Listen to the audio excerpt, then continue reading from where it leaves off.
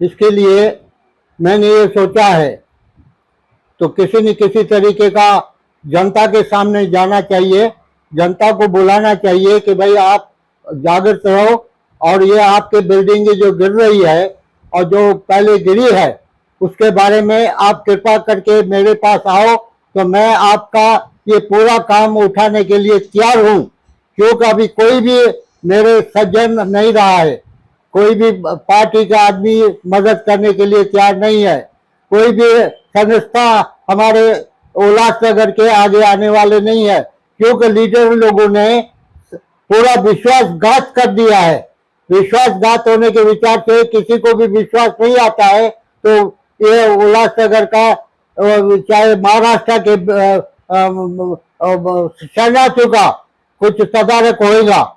इसके लिए मैंने ये सोचा है, तो किसी भी तरीके से ये कुछ दिनों के अंदर आप लोगों का सहकार मिल जाएंगे तो मैं आपका बहुत से कुछ काम करूंगा। और नहीं केवल ये, किंतु महाराष्ट्र के अंदर जो हमारे एकत्रित कैंप सरकार ने बनाया है, मतलब कानून से नहीं है, उसके बारे में भी हम लोग सोचेंगे। इसके लिए मैं आप सब भाइयों का, जो दुखी भाई है, जो हमारे शरणार्थी है, जो हमारे इस आंदोलन के अंदर शामिल होने की इच्छा है, क्योंकि आप समझते हैं कि आंदोलन के बगैर कुछ होने वाला नहीं है।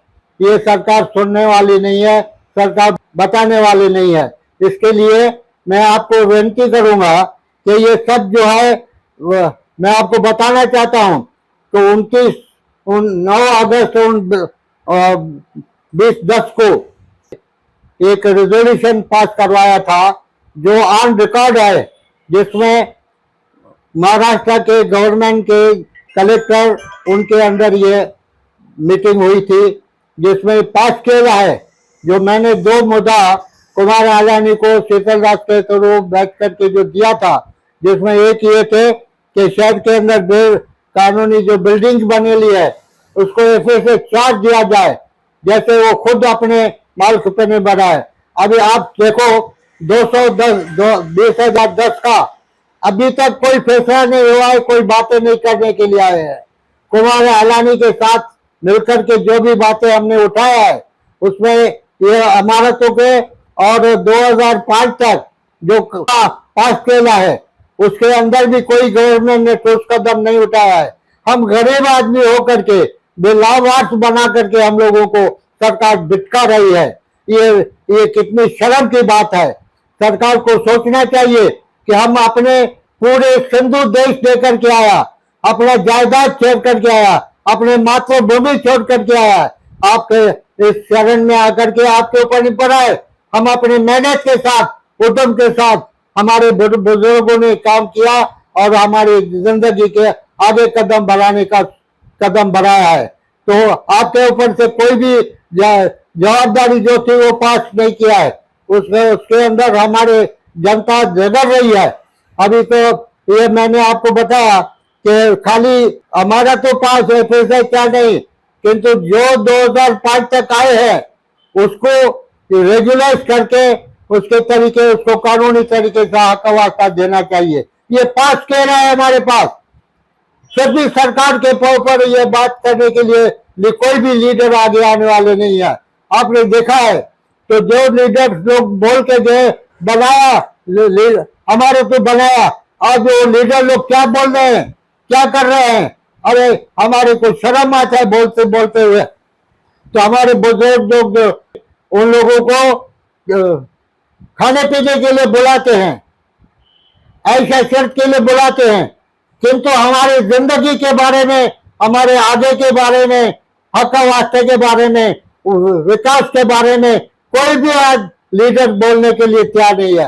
वो अपने अपने माल कमाने के लिए लगे पड़े हैं। ये सब देख करके मैंने ये सोचा है, तो किसी भी कंडीशन में जल्दी 1-8 दिन के अंदर हम सब भाइयों को विनती करूंगा, तो आप हमारे ऑफिस में 2 बजे से लेकर के 5 बजे तक आकर के खाली आप अपना नाम और एड्रेस देके जाओ, जिसमें आपका कीमती टाइम, दुख भरा जो टाइम है, आपका मन दुखी होगा वो मैं महसूस करता हूँ। क्यों, तो मेरी उम्र अभी 98 साल है। मैं सिंध के अंदर भी देखा था तो सिंध कैसे हमारी थी, बोलता था मुझे नानो तो डोम लाड़कानो। भाइयों बहनों, आज जागो, ये आपका हक है, ये भारत देश हमारा है। अभी देखो मोदी सरकार सब तरीके का मदद दे रहे हैं और हमारे ये बेकार लीडर्स जो है खाली अपना माल बनाने के लिए लगे हुए हैं। आप जानते हैं, इसके लिए मैं जाति नहीं बोल करके मैं ये बोलता हूँ, जागो जगाओ, और अभी आपका टाइम है, आप आओ तो मिल करके ये आंदोलन करें और मोदी से और महाराष्ट्र सरकार से ये तकाजा करें। तो हमें ये जितने बिल्डिंग है, अभी देखो ये जो लीडर लोग कानून बना करके लाए हैं, बिल्डिंगें बन रही है, करोड़ों रुपया जो है इसमें पास करने में लग जाते हैं। भ्रष्टाचार अभी भी चालू है। क्या करेंगे लीडर लोग, क्या बोलते नहीं है, एक भी लीडर आपके सामने नहीं आएगा ये आप दादा आप क्या करेगा। अरे 75 बरस हो गया, आपने क्या किया, बिल्डिंग को बना बैठा है और बिल्डिंग अभी टूट हुई है, और वो आदमी लोग भी जो बनाने के लिए बोले वो लोग भी अब जिंदा है, उनके सामने बिल्डिंगें गिर रही है। क्या हो गया, इसके लिए मैं आप लोग सब भाइयों और बहनों को विनती करूंगा, तो आप आइए, मिल करके हाथ से हाथ बढ़ा करके मिला करके एक दूसरे का सहकार लेकर के हम आगे बढ़ेंगे। और आप किसी बात का चिंता नहीं करो। पहले भी मैंने हाई कोर्ट का जो स्टे लाया था अब अब्दुल गफ्फार खान के थ्रू, तो उसको आपने देखा, तो फार्म भराया, कितना खर्चा करवाया, और उसके अलावा सिटी सर्वे ऑफिस को दे दिया। सिटी सर्वे ऑफिस के अंदर हालत क्या हुई आप देखते हैं, जानते हैं, सुनते हैं। तो यह रोजगार दे करके मैं अपना मेंबर उसी टाइम पर जो जिंदा था सरदार से माणिक गंगवानी के पास गया।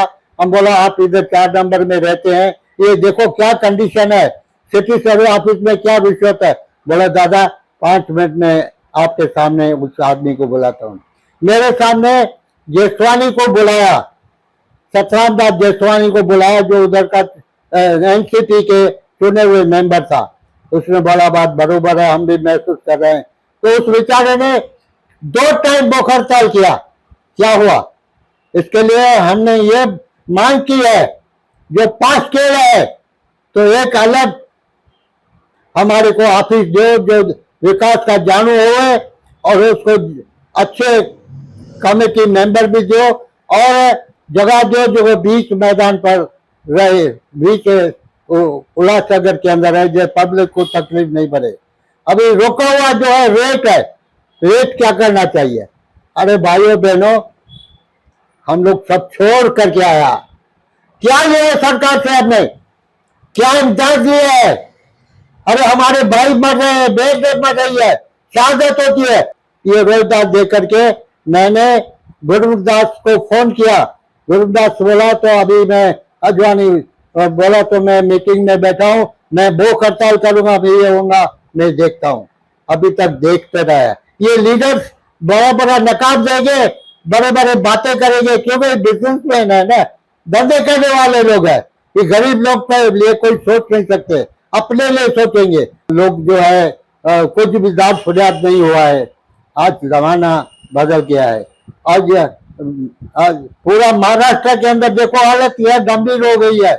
सरकार बदलती है, आपस में लड़ रहे हैं, आपस में चल रहे हैं, हमारे उसके साथ कोई वास्ता नहीं है। हम कानून से मांगते हैं, कानून से जो पास किया है 2010 के अंदर, उसके आधार पर हम मांगते हैं। यदि उस बातें को आपने नहीं माना तो हम बहुत दुखित मन से कहता है, तो मैं लोकशाही तरीके से आंदोलन चलाऊंगा और कुछ दिनों में चालू करूंगा, क्योंकि बरसात के पहले मैं चाहता हूं तो किसी भी हालत में सरकार जागे। तो इसके लिए मैं आप भाइयों को फिर से विनती करता हूं। तो आप, मेरा नाम पहला चंचलानी है, 1 नंबर में रहता हूं। मेरे भाई और बहनों, आपको मैं विनती करूंगा, फिर से बार बार विनती करूंगा, आप पैसे का फिक्र नहीं करो।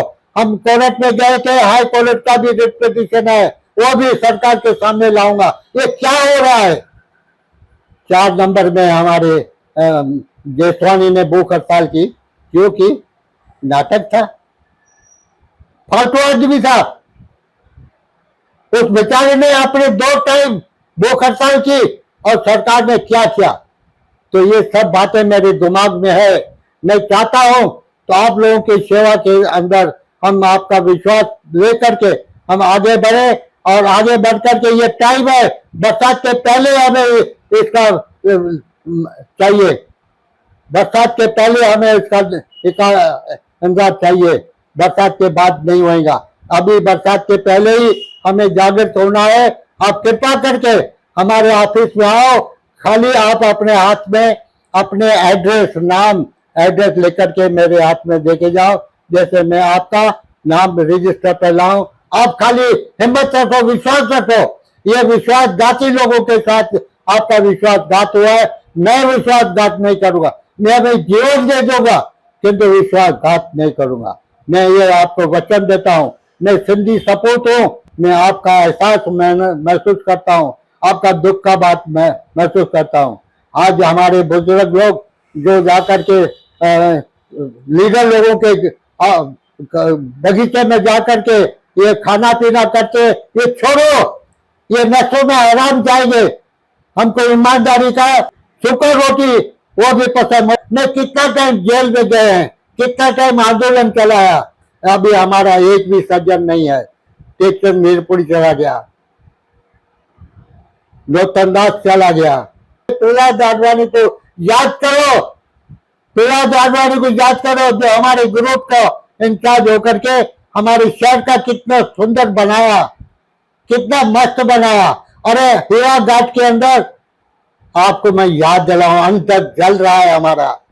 मैं क्या करूं, क्या नहीं करूं, क्या बताऊं। मन दुखी है, मन बहुत दुखी है। मन के अंदर ये चिराग पैदा होता है। मैं फिर से बोल रहा हूं कि आज से आप अपना नाम, एड्रेस हमारे पास आओ। हम जल्दी भी जल्दी बरसात के पहले यह आंदोलन चालू करने का आप लोगों के साथ मिलकर के तैयार करेंगे, जिसमें हमारे महाराष्ट्र के अंदर जितने भी रिफ्यूजी कैंप है उसके अंदर भी आंदोलन का आवाज आएंगे। हम उसी भाइयों के साथ भी आगे मिलेंगे, किंतु पहले हम उल्लासनगर का पहले सोच करके हम उल्लासनगर का बनाने का प्रयत्न करेंगे। ये मैं अपने से आप लोगों को वचन देता हूँ। जिंदगी खत्म हो गई जाएंगी, किंतु मैं आपके साथ छोड़ूंगा नहीं। ये जिंदगी आप लोगों के लिए है, आप साथ के लिए। और ऊपर हमारे मोदी साहब बैठे हैं, उनको जब मालूम पड़ेगा तो ये संघ के स्वयंसेवक है 1942 से लेकर के आज तक संघ, जनसंघ, भारतीय जनसंघ और भारतीय जनता पार्टी लेकर के आया हूं, उसको छोड़ा नहीं हूं। ये मैं जो आंदोलन चला रहा हूं, ये अपने साधु बेला स्कूल एरिया के अंदर जो मैंने पंचायत निर्माण की है उसके अंदर, उसके थ्रू से मैं ये चालू करूंगा। उस पंचायत का कारोबार जो मैंने चलाया था उस तरीके से, रंगीन तरीके से, ईमानदारी के साथ तरीके से आपका 8 दिन के अंदर आपका मैं पिंजरा दिखाऊंगा। आप कृपा करके कल से सवेरे आकर के हमें ये चिट्ठी दो, जैसे जल्दी में जल्दी 8 दिन के अंदर हमें अपने प्रोग्राम रख करके समाज का दुखद बातें सरकार के सामने लाने का प्रयत्न करेगा। धन्यवाद। कोणार्क, अपना शहर, अपनी